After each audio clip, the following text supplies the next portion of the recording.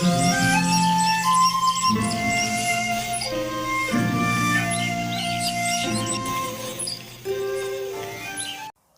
The lord. మన ప్రభువును మన రక్షకుడైన యేసుక్రీస్తు వారి శక్తి కలిగిన నామంలో మీ అందరికీ మా హృదయపూర్వక వందనములు. మరి దేవుడు ఈ రోజున చక్కని వాగ్దానము ద్వారా మనతో మాట్లాడడానికి ఇష్టపడుతున్నాడు. మరి ఆ యొక్క వాగ్దానాన్ని ధ్యానించుకుందాం. జకర్యా గ్రంథము 4వ అధ్యాయము 7వ వచనము. శక్తి చేతనైనను బలము చేతనైనను కాక నా ఆత్మ చేతనే ఇది జరుగునని సైన్యములకు అధిపతియగు యెహోవా సెలవిచ్చెను. హల్లెలూయా. ఈ లోకంలో మంత్రులు, ప్రధానులు మాట ఇస్తారు గాని ఆ మాటను నిలవబెట్టుకునేటువంటి శక్తి, సామర్థ్యం వారికి ఉండదండి కొన్ని సార్లు. అయితే మన దేవుడు మనతో మాట్లాడుతున్నాడు. ఇదే యెహోవా వాక్కు అని. దేవుడి యొక్క వాక్కు ఎప్పుడు కూడా మరి ఆయన మాట తప్పనిదిగా ఉంటుంది. ఎలాంటి పరిస్థితుల్లోనైనా దేవుడు తాను మాట ఇచ్చాడంటే ఖచ్చితంగా నెరవేర్చే దేవుడు. మరి ఈ రోజున మనకున్నటువంటి కార్యాలు, మనం చేయాలనుకుంటున్నటువంటి పనులు, మనం చేయాలనుకుంటున్నటువంటి, మనం తలపెట్టాల్సినటువంటి కార్యాలు ఏవి కూడా మన శక్తి ద్వారా, మన బలము ద్వారా చేయలేకపోవచ్చేమో, కానీ మరి దేవుని యొక్క ఆత్మ చేత మనకు ఆయన జరిగిస్తానంటున్నాడు. కేవలం ఆయన యొక్క ఆత్మ ద్వారానే మన యొక్క కార్యాలను సఫలము చేస్తానంటున్నాడు. మరి ఈ రోజున నీకు ఎదురుగా ఉన్న పెద్ద సమస్యను చూసి భయపడుతున్నావేమో, నీకున్న ఆర్థిక సమస్యలు అనే మరి సమస్యను చూసి నువ్వు భయపడుతున్నావేమో, నీకున్న అప్పులను చూసి నువ్వు భయపడుతున్నావేమో, నీకున్న కుటుంబ సమస్యలను చూసి నువ్వు భయపడుతున్నావేమో, ఈ కుటుంబం ఎప్పటికీ ఇంతే, ఇంకా ఎప్పటికీ ఈ కుటుంబం కట్టబడదనే భయంతో నువ్వు ఉన్నావేమో. దేవుడు మాట్లాడుతున్నాడు.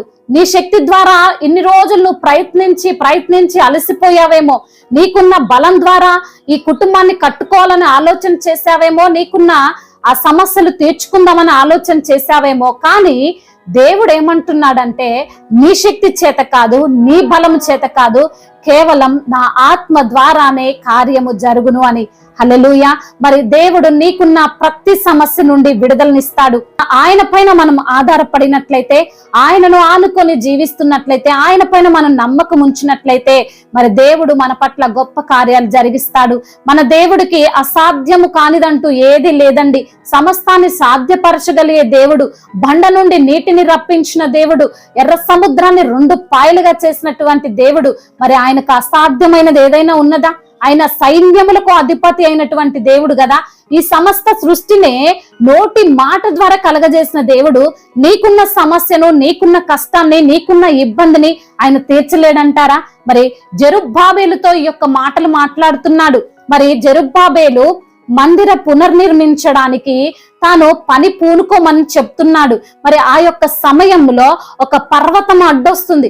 ఆ పర్వతాన్ని చూసి దేవుడు మాట్లాడుతున్నాడు, ఓ గొప్ప పర్వతమా, నీవు చదును భూమిగా మారేదవని. ఈ రోజున నీకెంత పెద్ద సమస్య ఉన్నా, ఎంత పెద్ద కష్టం ఉన్నా, అది నువ్వు జయించలేనిదైనా, అది నేను ఎప్పుడు ఓటమి పాలు చేస్తున్నా, దేవుడు ఈ రోజున మాట్లాడుతున్నాడు, ఆ సమస్య నిన్నేమీ చేయలేదు, నీకున్న ఆ కష్టం నిన్నేమి చేయలేదు, దేవుడు నీకు తోడుగా ఉన్నాడు.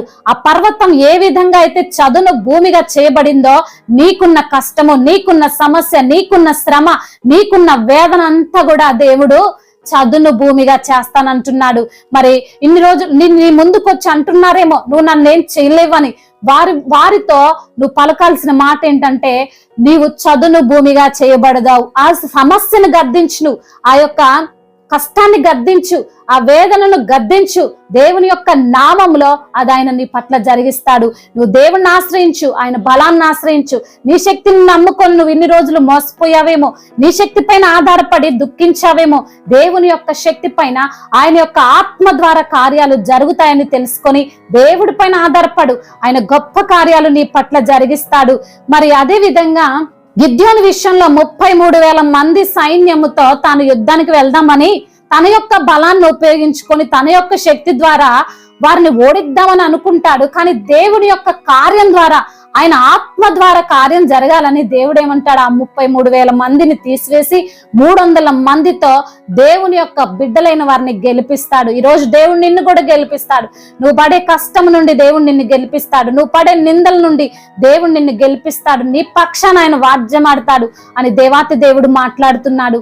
నీ శక్తి, నీ బలము ఏది కూడా పనికిరాదు, కానీ దేవుని యొక్క ఆత్మ ద్వారా గొప్ప గొప్ప కార్యాలను నీ పట్ల జరిగిస్తాడు. మరి దేవుడు ఈ యొక్క మాటలను దీవించి మన హృదయములో ఫలింపచేయునుగాక. మరి వాక్యాన్ని బట్టి ప్రార్థన చేసుకుందాం. ప్రతి ఒక్కరు కూడా ప్రార్థనలో ఏకీభవించగలరు. ప్రార్థన. పరిశుద్ధుడా, ప్రేమగల తండ్రి, కృపగలిగిన దేవా, యథార్థవంతుడా, న్యాయవంతుడా, నీకు స్తోత్రాలు చెల్లిస్తున్నాం తండ్రి. మరి జెరుబ్బాబేలుకు ఏ విధంగా అయితే మీరు ధైర్యాన్ని ఇచ్చారో ప్రభా, అయ్యా మాకును మీరు అటువంటి ధైర్యాన్ని ప్రసాదించినందుకు స్తోత్రాలు. మాకున్న సమస్యలు, మాకున్న కష్టాలు, మాకున్న ఇరుకులు, ఇబ్బందులు అవి మమ్మల్ని ఏమి చేయలేవని ప్రభువా, అయ్యా వాటన్నిటి నుంచి ప్రభా మీ యొక్క ఆత్మ ద్వారానే కార్యాలు జరిగిస్తారని ప్రభా మాతో మాట్లాడి మమ్మల్ని ధైర్యపరచి బలపరిచి అయ్యా మరి ప్రోత్సహించిన మీ అమూల్యమైన మాటలను బట్టి మీకు స్తోత్రాలయ్యా. అవును తండ్రి, అయ్యా మాకు ముందు ఎలాంటి పోరాటాలున్నా, ఎలాంటి తండ్రి వ్యతిరేకతలున్నా వాటన్నిటి నుంచి కూడా ప్రభా మీరు మాకు విడుదలని ఇస్తారని తండ్రి అయ్యా మీరు మమ్మల్ని ధైర్యపరిచారు. అందుని బట్టి స్తోత్రములు. ఈ రోజున ఎందరైతే బిడ్డలు వారికి ఉన్న ఆర్థిక సమస్యలు, వారికి ఉన్న అప్పుల భారాలు, వారికి ఉన్న కుటుంబ సమస్యల నిమిత్తము అయ్యా మేము ప్రార్థిస్తుండగా తండ్రి ఆ సమస్యలన్నిటి నుంచి విడుదల దయచేయండి. కుటుంబాన్ని మీరే కట్టండి అయ్యా. భార్యాభర్తల మధ్య విభేదాలను తొలగించండి. త్రాగుడు వ్యసనాల నుండి బిడ్డలకు విడుదలను దయచేయండి ప్రభువా. అదే విధంగా ఉద్యోగం కొరకు ఎదురు చూస్తున్న బిడ్డలకు మంచి ఉద్యోగాన్ని మీరు దయచేయండి తండ్రి. అదే విధంగా నా ప్రభువా మరి ఎందరైతే బిడ్డలు ఈ రోజున నా తండ్రి అయ్యా ఎటువంటి పని లేక ఉన్నారో ప్రభువా వారికి మంచి పనిని కల్పించండి. మరి తండ్రి ఎందరైతే బిడ్డలు ప్రయాణాల్లో ఉన్నారో వారి ప్రయాణం అంతటి సుఖముగా సౌఖ్యముగా జరుగునట్లుగా కృప చూపించండి. మరి తండ్రి సంతానము లేని ప్రతి బిడ్డకు సంతానాన్ని దయచేయండి. అదే విధంగా నా ప్రభువా మరి తండ్రి వివాహాల విషయంలో బిడ్డలకు మీరే సహాయము దయచేయండి ప్రభా. అనారోగ్యముతో ఉన్న ప్రతి బిడ్డను మీరు తాకండి అయ్యా. సంపూర్ణ ఆరోగ్యమును దయచేయండి. మీరే వారిని స్వస్థపరచండి, మీరే వారిని బలపరచండి. మీ ఆత్మ ద్వారా కార్యాలను జరిగించండి ప్రభా. నమ్ముచుండగా విశ్వసిస్తుండగా అద్భుతాలను మీరు వారి పట్ల జరిగించమని బ్రతిమిలాడుకుంటూ తండ్రి ఇంతవరకు చేసిన ప్రార్థన అంతటిని మీ పాద సన్నిధిన చేర్చుకోమని మానాథుడు సర్వశక్తిమంతుడు సజీవుడైన నజరేయుడైన యేసుక్రీస్తు వారి మహిమ గల నామములో ఈ ప్రార్థనను అడిగి వేడుకొని పొందుకొని ఉన్నాము మా ప్రియ పరలోకపు తండ్రి.